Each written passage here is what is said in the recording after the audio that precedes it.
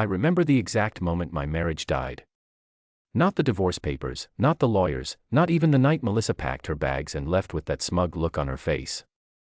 It was a Tuesday afternoon in October, sitting in the back row of a conference room on the 14th floor of Nexigen Pharmaceuticals, watching my wife hold up a presentation deck and tell 40 people that her intern, Chad Peterson, had revolutionized the company's drug delivery pipeline. The slides were mine. Every graph, every projected cost reduction, every proprietary mechanism I'd spent 11 months developing in our home office while Melissa climbed the corporate ladder, all of it was on that screen, rebranded with Chad's name in the footer and a Nexigen logo in the corner. And Melissa stood there in her charcoal blazer, the one I'd bought her for her birthday, beaming like a proud mentor. Chad's insight into nanoencapsulation as a delivery vehicle for time-release compounds is exactly the kind of fresh thinking we need at Nexigen, she said, clicking to the next slide. Young talent like this is what's going to push us into the next decade. I sat perfectly still. I remember the fluorescent lights humming above me. I remember the smell of burnt coffee from the carafe nobody had touched. I remember the man next to me, I didn't know his name, some VP from the Atlanta office, leaning over and whispering, "That kid's going to go far." I nodded. I think I even smiled. I had attended that meeting because Melissa told me it was an open innovation symposium and thought I'd find it inspiring. She didn't know I'd been invited separately by her boss, Dr. Frank Kellerman, who'd emailed me 2 weeks prior expressing interest in my independent research. I hadn't told Melissa about the email because she'd been distant for months, working late, coming home distracted, and I hadn't wanted to get my hopes up before I knew what Kellerman wanted to discuss. Now I understood perfectly what had happened. Let me back up, because to understand the depth of what Melissa did, you have to understand what I gave up to let her become who she was. I met Melissa Cho 8 years ago at a biochemistry conference in Boston. She was finishing her PhD, bright and hungry and funny in a sharp-edged way that I found irresistible. I was 2 years out of grad school with a master's in biochemical engineering and a provisional patent application already filed on a molecular binding process that 2 mid-sized pharma companies had expressed interest in. We fell in love fast, the way people do when they're both obsessed with the same small corner of science and suddenly realize they've found someone else who speaks that language. We got married 3 years later. I was working as a research consultant, good money, flexible hours, and Melissa had landed an entry-level position at Nexigen. It was a prestigious company, one of the top 10 pharmaceutical firms in the country, and she was ambitious about climbing. I supported that. I believed in her. The problems started quietly. Nexigen had a culture of long hours and internal politics, and Melissa threw herself into it completely. 2 years into her job, she was managing a team. 4 years in, she was promoted to Director of Research Innovation. The salary bump was significant. Our lifestyle adjusted accordingly.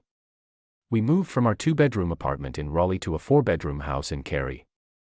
We took vacations. We drove good cars. What nobody saw was that during all of that, I had gradually, almost invisibly, become the invisible engine behind her career. It started innocuously. Melissa would bring home problems she was stuck on and we'd talk them through over dinner. I liked it. I'm good at lateral thinking, at seeing how existing science could be reconfigured into something new, and Melissa had always respected that. Slowly, those dinner conversations became something else. She'd ask me to write up a few paragraphs. Then a slide deck. Then a full proposal. I did it because I loved her and because I genuinely found the problems interesting. I told myself it was collaboration. It was partnership. What it was, I see now, was unpaid labor that she was cashing corporate credit for. For the last 2 years of our marriage, I was functionally working as a shadow researcher for Nexigen through Melissa. I developed 3 significant methodologies that she presented as team output, received praise for, and leveraged into her position as one of Nexigen's highest-profile directors. I didn't complain. I believed we were building something together. I believed that when the timing was right, Melissa would bring me in officially, maybe even help me license my independent work through Nexigen. And then came the nanoencapsulation patent. I had developed it entirely independently, in our home office, using my own equipment, my own research notes, and my own intellectual history, work I'd been building on since before I even met Melissa. It was genuinely novel. The concept involved a specific class of lipid polymer hybrid nanoparticles that could be tuned to release pharmaceutical compounds in response to localized pH changes in tissue, a delivery mechanism that would make certain cancer drugs dramatically more effective and significantly reduce systemic side effects.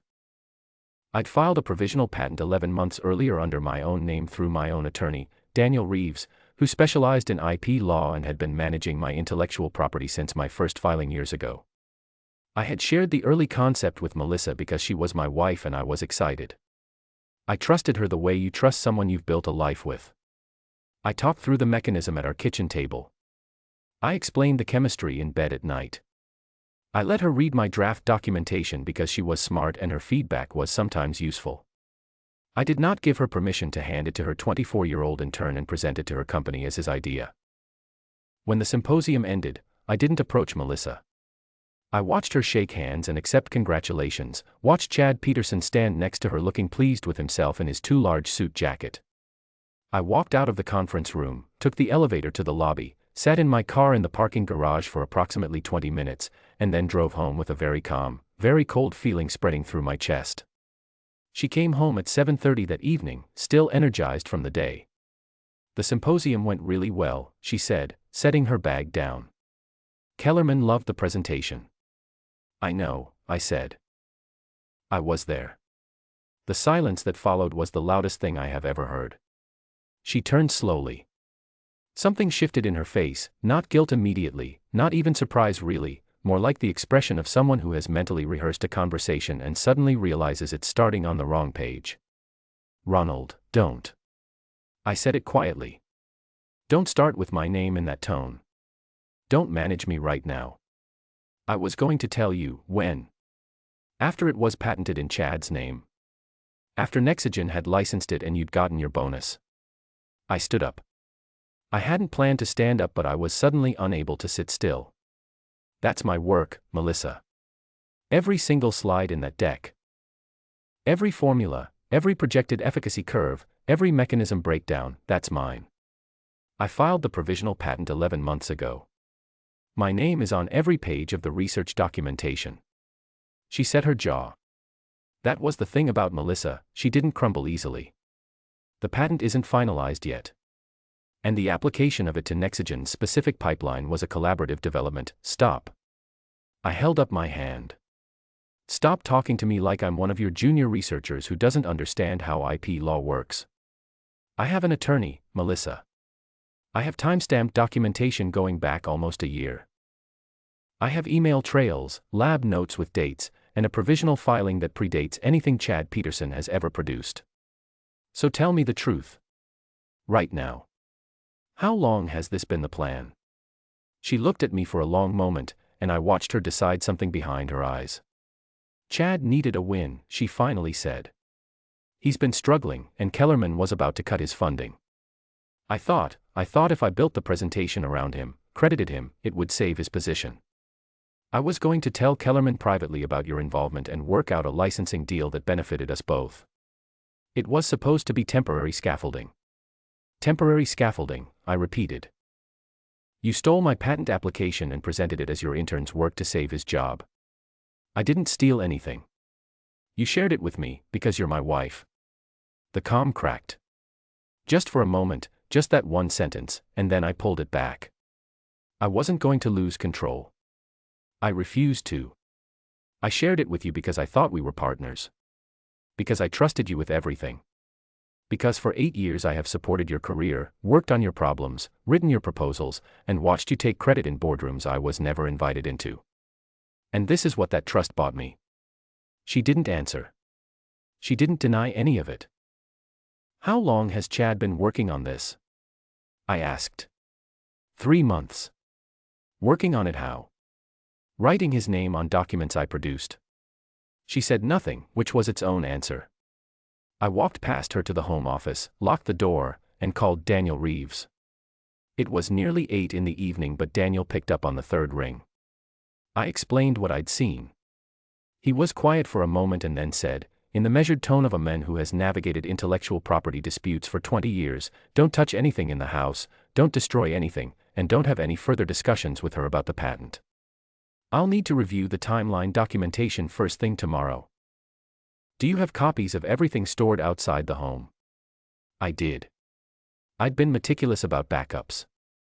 Everything was mirrored on an encrypted external drive at Daniel's office and in a cloud archive. I'd done that routinely because I'd always known my independent work needed to be protected. I just hadn't known I needed to protect it from my own wife. The next 3 days were a kind of suspended hell. Melissa and I coexisted in the house like two weather systems that had been warned not to collide. She tried to talk to me twice. I told her both times that our attorney should be in contact before we discussed anything further. She looked frustrated, then worried, then quietly furious. On the third morning she left for work without saying goodbye, and I sat with coffee at the kitchen table and started making a list. Not of grievances. Of moves.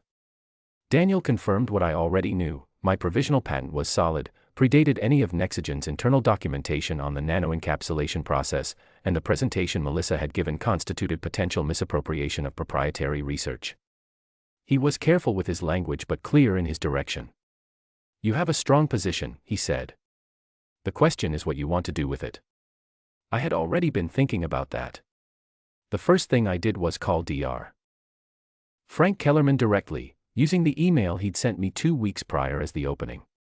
I told him I was aware of the symposium presentation and that I believed there was a significant misunderstanding about the origin of the nanoencapsulation research that had been presented.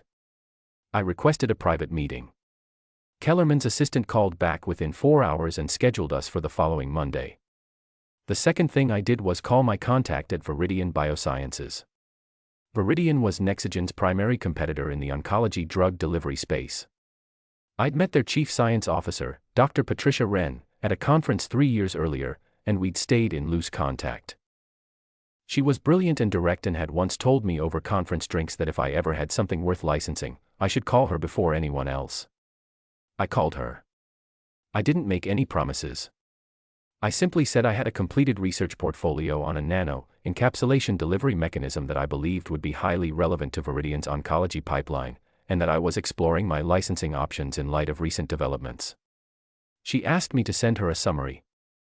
I sent the full provisional patent application and supporting documentation that evening.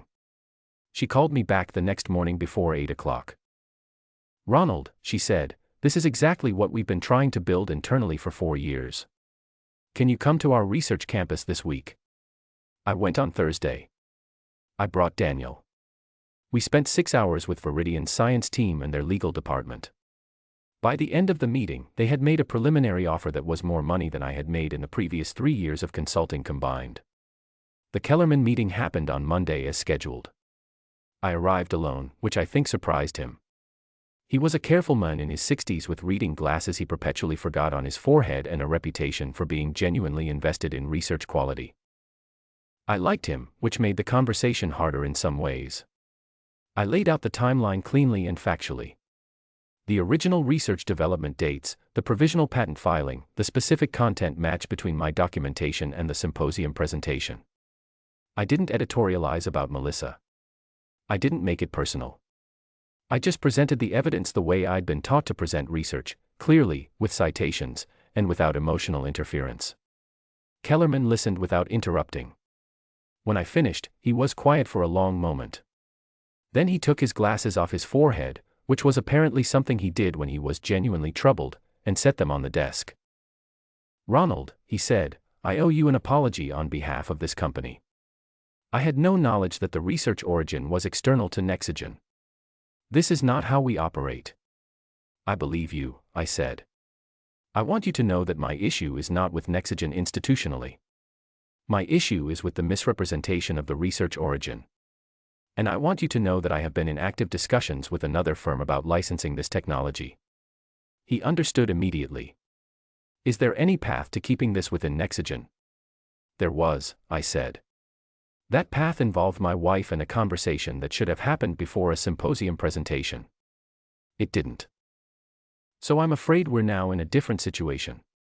I finalized the licensing agreement with Viridian Biosciences 12 days later. The deal included an upfront licensing fee, milestone payments tied to development phases, and royalties on any approved drugs that used the delivery mechanism.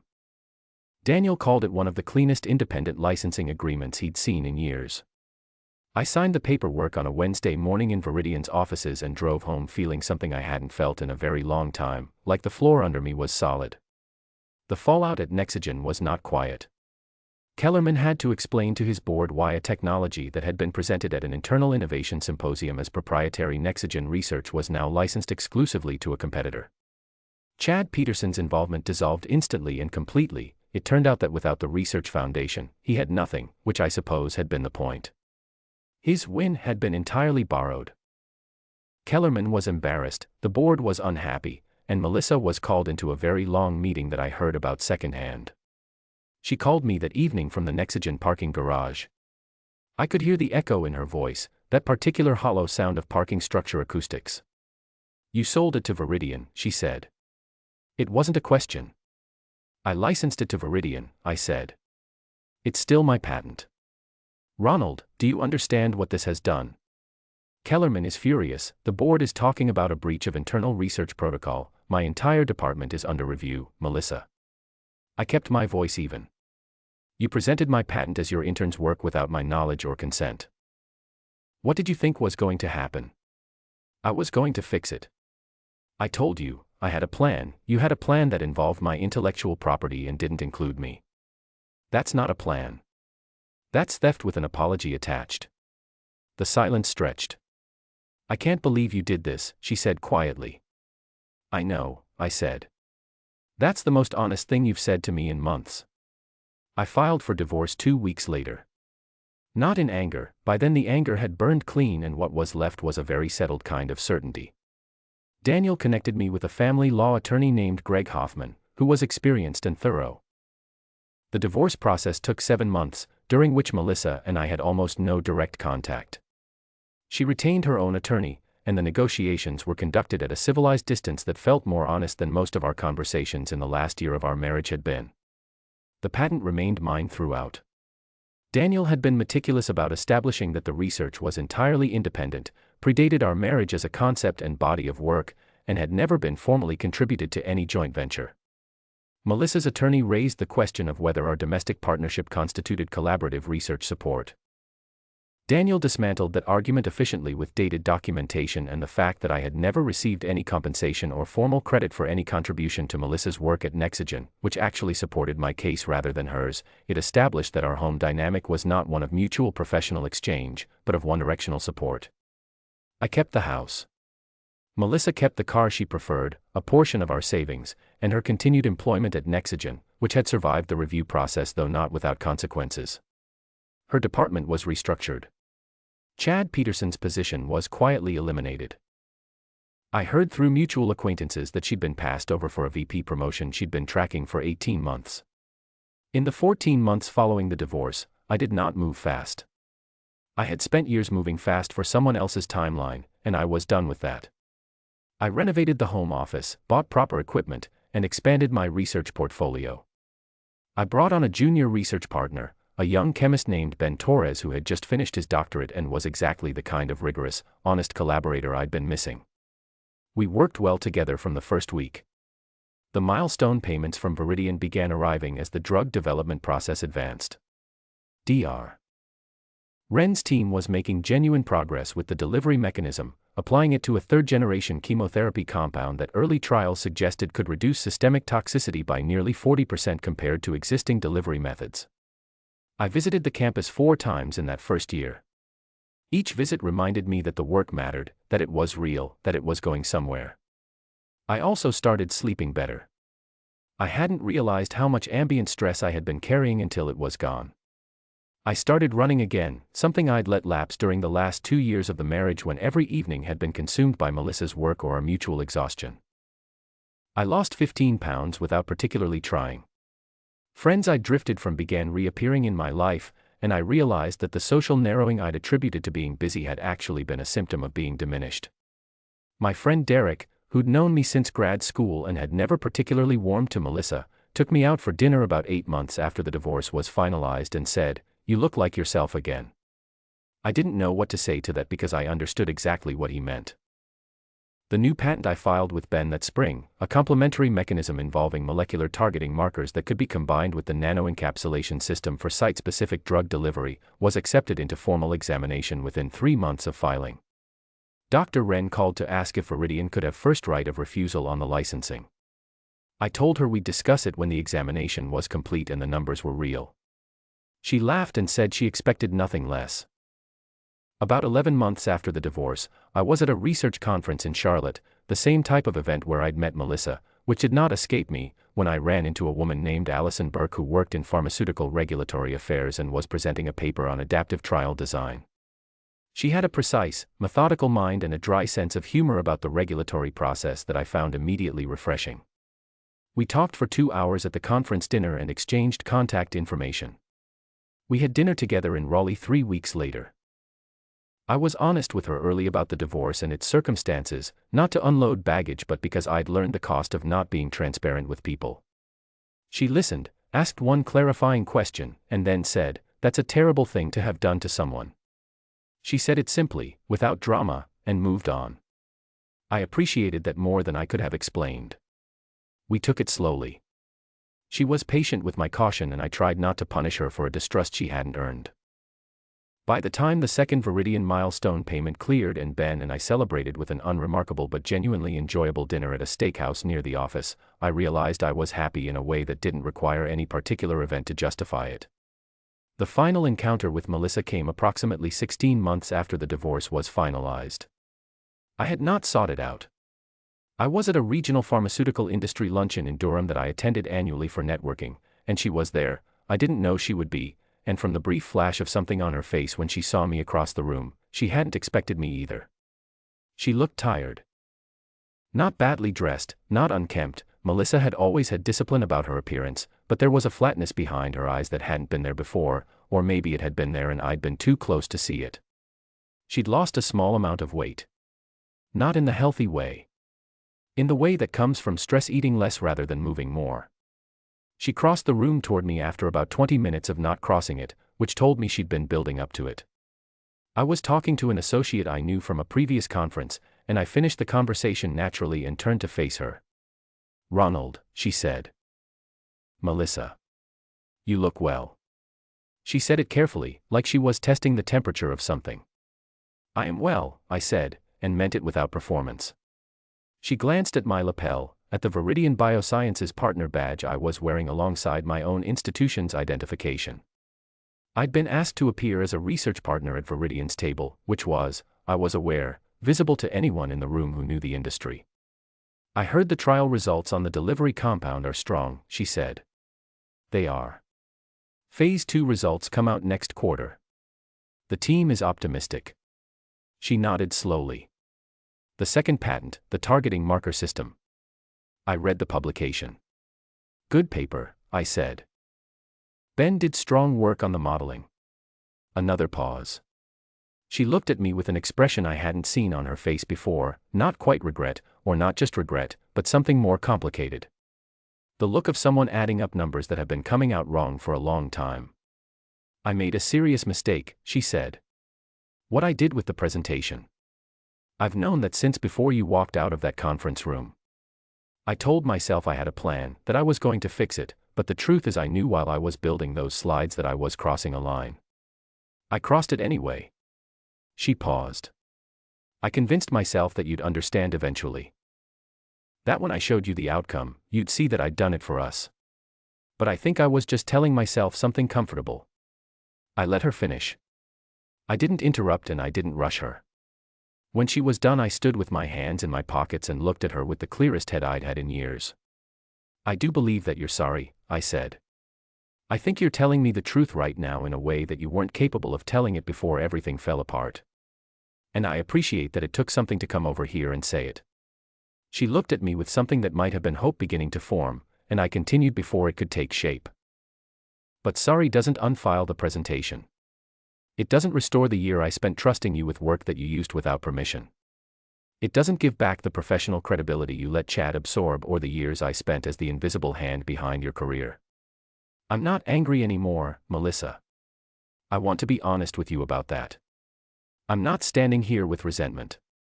But I'm also not standing here with anything left over for us. That door is closed. It's been closed. I think you've probably known that. She looked down for a moment. When she looked back up, her jaw was set in the old familiar way, the way that meant she was holding something in by force. You were always smarter than I gave you credit for, she said quietly. Not at the science. I always knew about the science. At the rest of it. Take care of yourself, I said. And then I turned and rejoined my table, and I did not look back. I heard through Derek about 6 months later that Melissa had left Nexogen. Whether she left voluntarily or was managed out, I didn't know and didn't particularly seek to find out. I heard she'd taken a position at a smaller research firm in Atlanta. I hoped she found something there that was genuinely hers. It's been nearly 3 years now since I sat in that conference room and watched my work displayed under someone else's name. The nanoencapsulation compound, the one built on my delivery mechanism, completed phase 3 trials this past spring. Positive results across all primary endpoints. Dr. Wren called me personally before the press release went out. I sat at my desk in the home office, the same desk where I developed the original research, and I listened to her read the headline data, and I felt something settle into place in my chest that I can only describe as rightness. The sense of a thing finally landing where it was always supposed to. The royalty structure kicks in at approval, and Daniel has told me what those numbers will look like. They are significant. But the honest truth is that the money, while welcome, is not the thing that keeps me sitting at the desk on Saturday mornings when I don't have to. It's the work itself. It always was. Allison came over the night the trial results went public. We ordered Thai food and she read through the press release carefully, the way she does with technical documents, tracing the data with her fingertip, and then she looked up and said, "This is going to change how they treat a lot of people, Ronald." She didn't say it dramatically. She said it the way you say a true thing when the evidence supports it. Ben and I have 2 more projects in development. The targeting marker patent is fully granted and under preliminary licensing discussion with 2 firms. We've brought on a second researcher, a woman named Clara Huang, whose work in bioavailability modeling is exactly what the next phase of the research requires. The office that was once my isolated outpost has become a small, functional, genuine team. I run 4 days a week now. I sleep 8 hours. I have dinner with friends I actually chose, conversations that are not about managing a career or maintaining an image or finding the angle on a professional problem. I have a relationship with a woman who knows the whole story and has never once looked at me like I should be ashamed of what happened to me. I remember the man I was in that conference room, sitting perfectly still, watching his work up on a screen, nodding politely at someone's comment about how far Chad Peterson was going to go. I understand why that man said nothing in that moment. He had spent years making himself small enough to fit inside someone else's ambition. He didn't yet know that the evidence he needed was already in his filing cabinet, that the attorney was already a phone call away, that the competitor across town had been waiting years for exactly what he'd already built. He just needed to stop being quiet. I'm not quiet anymore. And I wouldn't change a day of it. Not the betrayal, not the conference room, not the divorce, not the cold calculation of the months that followed. Every one of those days built the next one.